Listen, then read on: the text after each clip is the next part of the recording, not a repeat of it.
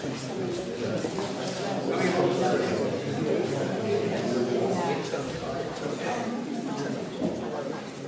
evening, ladies and gentlemen, and thank you very much for coming along to this meeting this evening. I see that spring has finally sprung in Coulsdon, and it's very good barbecue weather, but thank you nonetheless for coming along to this, what we certainly think is an important meeting, and clearly you guys do too.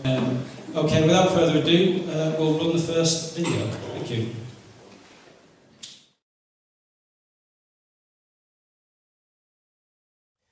What do I want? Well, I think it's probably what you want. It's the ability of our friends and partners and cousins in the United States and Canada and Australia and beyond to be able to make their own laws, to control their own borders, to set their own destiny. Because I tell you, if you cannot make your own laws, if you cannot control your own borders, you are not an independent sovereign nation. And I want to live in an independent sovereign nation. When Spain joined, it was after the dictator Franco.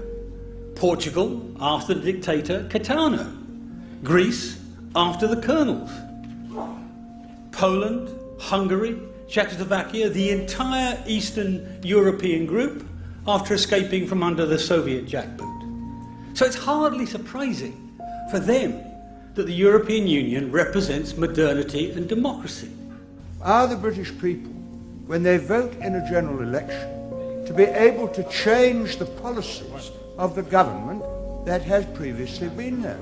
And it is already a fact that whatever government is in power, our agricultural policy is now controlled from Brussels, our trade policy is controlled from Brussels, our industrial policy is controlled from Brussels. It is a democratic and not a nationalistic argument. So without further ado, I'll hand it back over to Chris.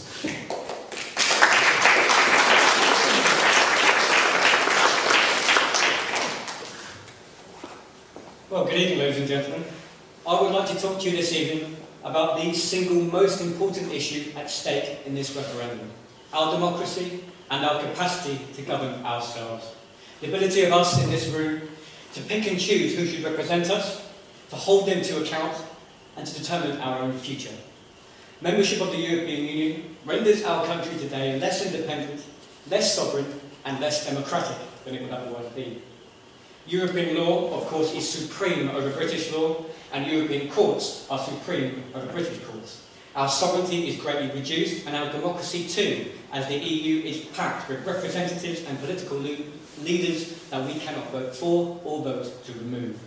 Today, around 60% of our laws and regulations originate from the European Union, as well as policies such as trade, agriculture, criminal justice and immigration.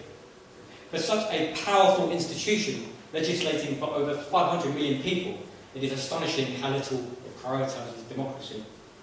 To quickly summarise a few of the main elements of the EU structure: firstly, the European Commission, the head body with the exclusive power to introduce the legislation and policies that will govern so many, comprising of 28 unelected commissioners, all appointed, no democratic element at the top tier at all.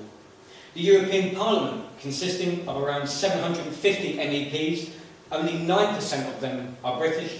If all UK MEPs were to act together as one, we still could not prevent legislation that is not in our interest. MEPs act in their own national interest, and in fairness, how could it be otherwise? And the Council of Ministers, made up of government ministers from EU countries, the original system of member vetoes has almost entirely been replaced with a system called qualified majority voting. Again, we can be easily outvoted, and we cannot prevent laws that are not in our interest.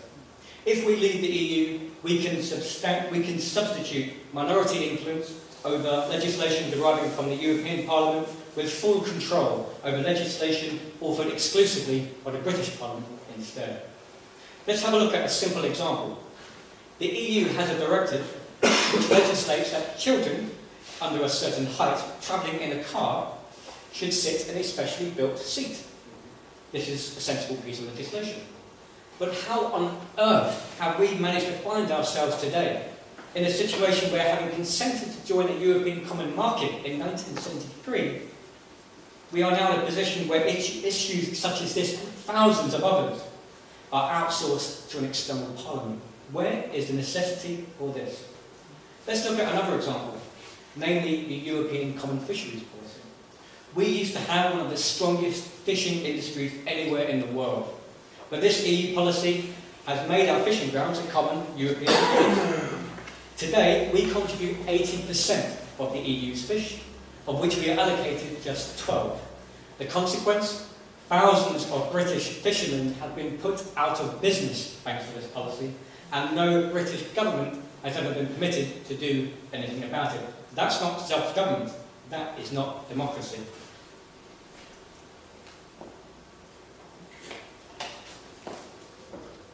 If we leave the EU, we can immediately reclaim our fishing grounds and revitalise a fantastic British industry. So whether we agree with irreversible EU Directive X and Y or not, once sovereignty over a given policy area has been transferred to the European Union, there is no getting it back for our generation or the next. Instead, we should resume full lawmaking duties in the exclusive interest of our people and regain the ability for us to vote for or against policies and the lawmakers responsible. For example, I have not yet decided on the exact immigration policy that I want, but what I have decided is that having a general election where each political party proposes an immigration policy, where we can have a debate and a vote on what we think is best, not just once, but every 5 years, is a far, far fairer arrangement rather than the choiceless status quo. In other words, I believe in democracy, and we can see no excuse or justification for its absence. So why am I so passionate about this issue? I'm standing here now having helped organise an event like this, and I close with this. Because I'm saddened by the state of our democracy, and I'm not convinced it has to be this way. Election turnout last year was 65%. That means 20 million people in the country didn't vote. That's an extraordinary number. Cynicism runs very high in our politics and trust very low. No doubt you'll have your own views as to why this is, but here are a few thoughts. It is an unacceptable democratic breakdown that the only reason why today we are having this vote on the sovereignty that we've lost over the last 41 years is merely because one political party had an internal strategic need to make that concession at election time. It is unacceptable that one side of this referendum is permitted to use £9 million of our money that could have otherwise have been spent on schools, hospitals, or reversing austerity cuts to fund exclusively one side of this debate, rather than both or none at all. So what does this tell us? That democracy is not just a standing achievement written in a history book, but something that requires continuous supervision by us, and now and again an intervention by us when it is in desperate need of repair. Ladies and gentlemen, now is our time to do exactly that. The European Union, without our consent, continues to expand and override more and more of our sovereignty and our democracy. It is an institution led by commissioners and lawmakers assuming more and more responsibility for British law and British policy making whilst immune from our discussions, our thoughts and feelings and our ballot papers. Now, I am prepared to dedicate the next 10, 15, 20 years of my life to fight for the democratic repair and upgrade that we need across the board in our country, so that we in this room can have a proper say and a real control of our local communities and of our country. Will I succeed in one small way or another? I don't know. But what I do know is that if we vote to leave the EU on the 23rd of June, then we together can make a terrific start and take one hell of a step in the right direction. Thank you very much.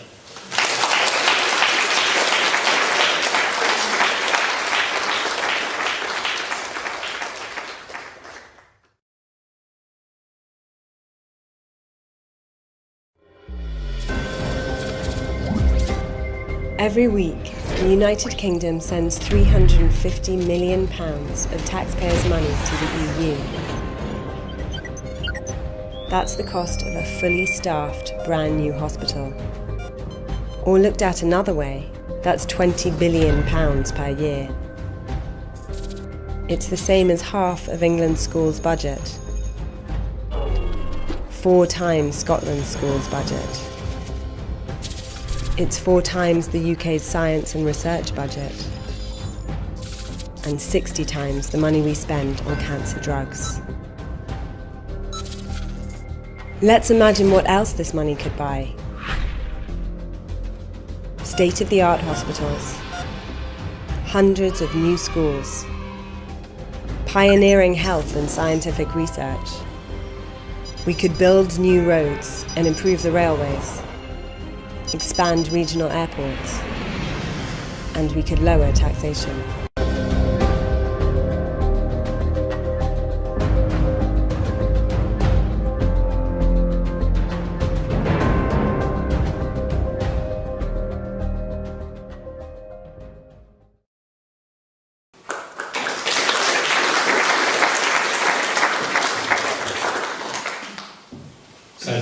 Thank you, everyone. Let me start by asking you a question. Now, Crystal Palace won against Watford in the FA Cup semi-final a couple of weeks ago. Can anyone tell me at roughly the same cost as a Crystal Palace starting 11, or £23 million, what else you could buy? To put it another way, that's the price of 58 average-priced homes in Croydon and 58 BMW 7 Series saloons to park outside. That is one day's membership of the EU. Not 1 week, not 1 month, not 1 year, 1 day, £23 million. Just really want to make that point. In these days of exorbitant football prices, an entire FA Cup finalist team can be brought for 1 day's net contribution to the EU.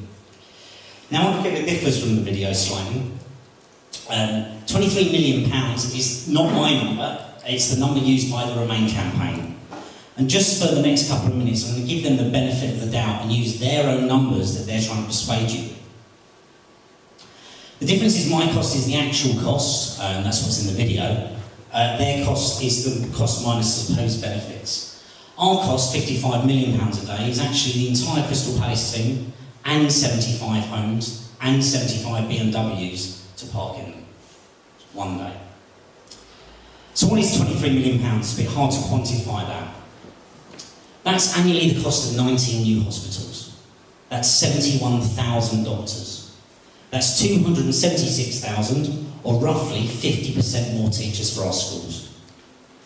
It's almost twice as much as would have been saved on the disability benefit cuts in the last budget over the next 4 years. It's also, or 58% of student tuition fees. Or simply, you could have had your own hard-earned money back. But what do we get for this? To quote the EU's own website, the EU budget was about €144 billion in 2013. Very small compared to the sum of the 28 EU countries' national budgets. Of course, they pay for hospitals and defence and everything else. What does the EU pay for? Well, what do we get for this? £3.9 billion on EU self-promotion. £8.6 billion on administration. And this is a budget where 4.4% by the EU's own rules should not have been paid out. That's according to their own auditors. I want to talk for a minute about regulation. Unsurprisingly, the Remain campaign doesn't talk a lot about regulation from the EU. However, it does promote some of the supposed benefits of being in there. One of which they talk about is the clean environment, and here's what they say. Through commonly agreed EU standards, national governments have achieved improvements to the quality of air, rivers and beaches. What does that actually mean? What's actually been done there? What they're talking about is the EU Climate and Energy Package. Now, according to the UK government, who again want us to remain, this costs the UK economy £3.4 billion a year.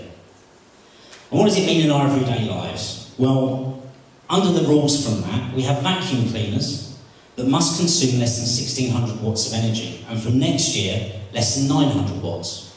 This compares to a previous average of 1,800 watts for a vacuum cleaner, or as I like to think of them, ones that actually work.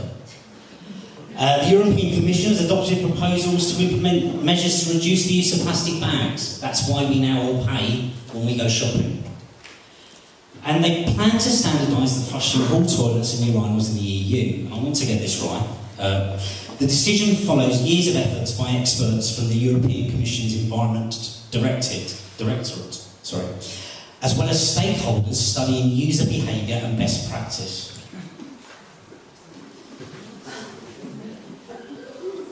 We can vote to leave, and let's just think about the world outside the EU. Sorry. That's okay. Horace. We could all do it. So once we're outside the EU, what does that mean? Well, we could set an energy policy that's used to grow our manufacturing industry. In Britain, the average price per kilowatt hour for electricity last year was 13.9 pence. That's 50% higher than China, twice as much as the USA. Norway, which is an environmentally friendly green country, has energy 25% the price of the UK.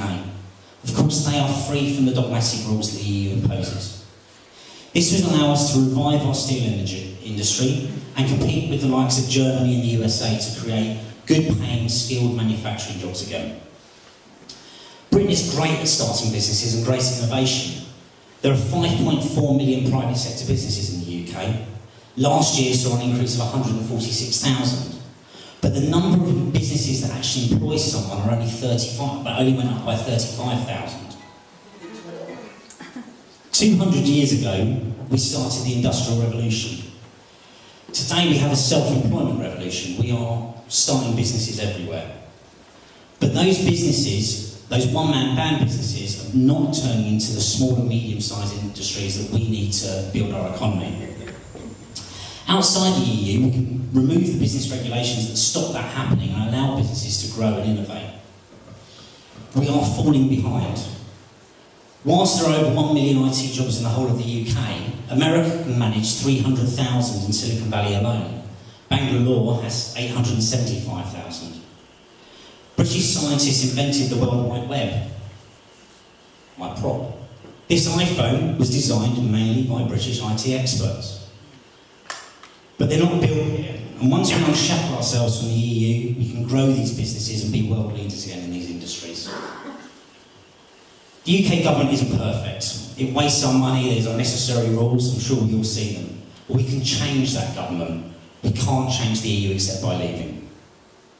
When we vote to leave, I say we save £55 million a day. But even the people that want you to stay think it will save us £23 million. That's at a time when we're borrowing and cutting basic services. But the big benefits are we can have an energy policy that's suited for Britain rather than the Mediterranean. We can grow our businesses free from the shackles of EU rules, and we can even crush the EU's best practice down the loop. Thank you.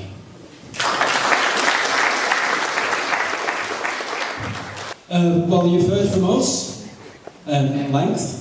But it's over to you guys. Gentleman over on my left here has got a microphone, so we're just going to open the floor up. My name is Tony Trent. I'm a Coulsdon resident, and 2 weeks ago I did my duty as a citizen and I voted. I'm not quite sure why. It was for a London mayor. We have so much government. We have local government, we have devolution, and of course we have Brussels, Strasbourg, and the other one. I think the first speaker actually said what had to be said. I'm concerned about the ratchet effect of the erosion of our democracy which this is producing. And I think the evidence of this is that the Stay In campaign has access to 16 million of our money to fund their campaign. The Leave campaign has only 7 million, so it's not a level playing field just for starters. The EU is very good at producing laws and regulations which really are trivia.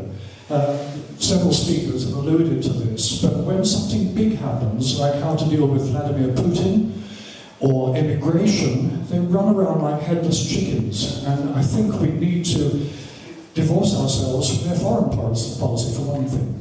My name is Peter Morgan, I've been Coulsdon. Can you hear me? An interesting presentation. The question I'd like to ask, when you look at the polls, it's very close. They're showing 45% in, 45% out, 10% undecided.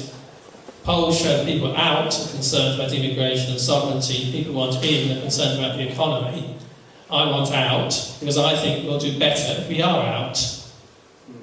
You may remember years ago, Nigel Lawson tried to follow the mark. Then we joined the ERM and it wrecked the country's economy. Interest rates went to 15%. When we left the ERM, suddenly we flourished. Those in Europe are very angry because we got the benefit of being free. That's what we need now.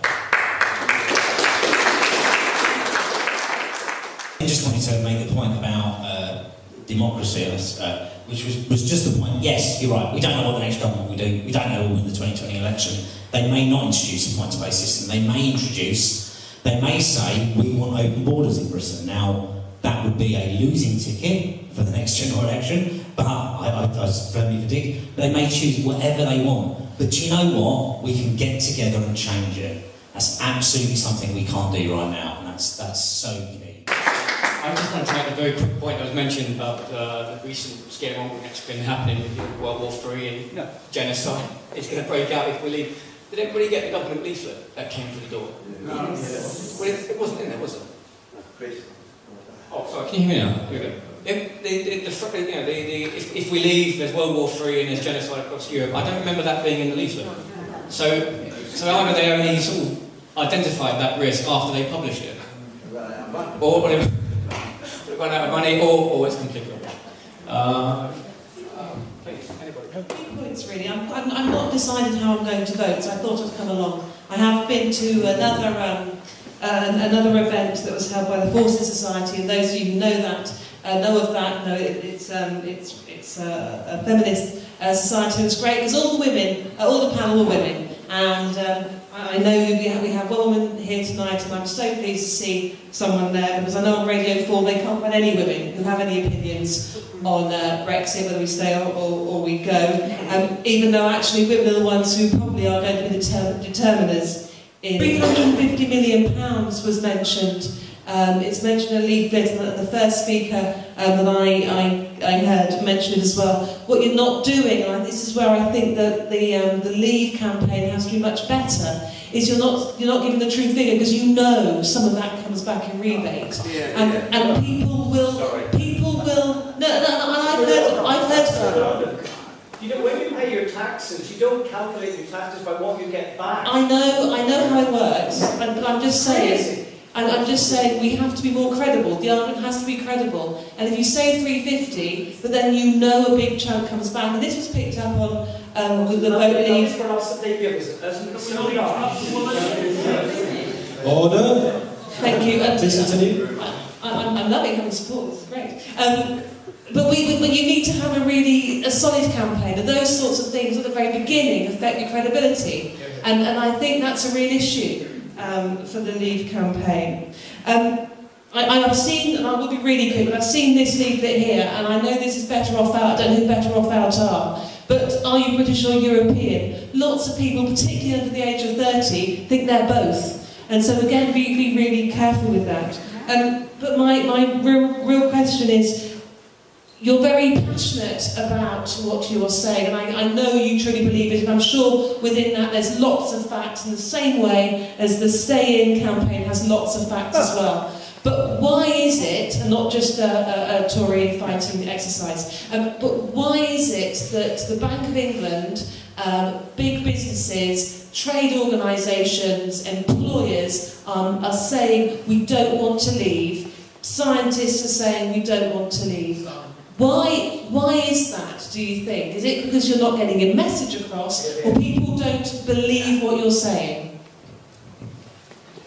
Okay, thank you for that. So I'll just start with the... Sorry, I'll stand out a bit. And come on, hiding behind the thing. So I'll just start with the figure. You're absolutely right. That's why I say it's £23 million a day. That's not my number. That's not the number that you've said, the 350. That's the number of the Remain campaign. Yeah, that's a leaflet, and I said £23 million a day because I went with the Remain campaign's number. I would take your point, as the gentleman further forward had made, which said when you look at your taxes, you don't look at what you get back. My council tax isn't, £1.25 because I get, I don't know, my council tax is £100 a month, and I get £98 worth of bin collection. I say it's £100 a month. But I'll cede to the Remain campaign that it only costs us £23 million a day to be in the EU. That's all. I'll cede that to them. If that's their argument, if that's their best argument, I feel in quite a strong place. You made another point that can someone... Yeah, Mark Carney. Mark Carney spoke today. Yeah, he spoke today. Yes. Yeah. Mark Carney spoke today, you're quite right. Mark Carney used to work at Goldman Sachs for 9 years, and Goldman Sachs helped the Greeks join the EU in 2004 by offshoring some of the debt in a special purpose vehicle, essentially fiddling the books, and now the Greeks are in complete penury. So, when people like that speak, and when the people leading our elite corporations speak, you've got to remember that these are business leaders. If you're a FTSE 100 company, you make 2 to 4 million a year. If you run BP and you lost, I think you lost 20 million last year, you had a £14 million bonus. When they sack 1,000 people, the share price rises. You're £2 to £4 million a year running a FTSE 100 company. Of course you want the status quo. You're making £2 to £4 million a year. You didn't build a company, you didn't develop the technology, you didn't develop an app, you didn't stake your house and build it from scratch. You get £2 to £4 million a year for running the status quo. You sack people, your share price goes up, you get a bigger bonus. This is all about people. No, madam, I can see you shaking your head. I am shaking my head because it's not just Mark Carney. It is that committee. They are not all in cahoots. It's not all about big business. I think that they have. Well, actually, for balance, there are plenty of people. Sorry, there are plenty of economists on both sides of the argument, and there are plenty of business people on both sides of the argument. Okay? What is noticeable about the Remainers is they tend to be the people working in the very, very large corporations that don't necessarily pay their fair share of taxes. They tend to be people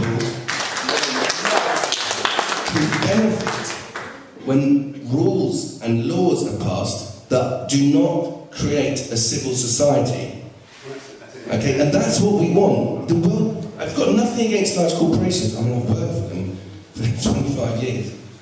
But I just think that we have to be honest here. This TTIP deal is not about trade. It is about making the democratic process more difficult.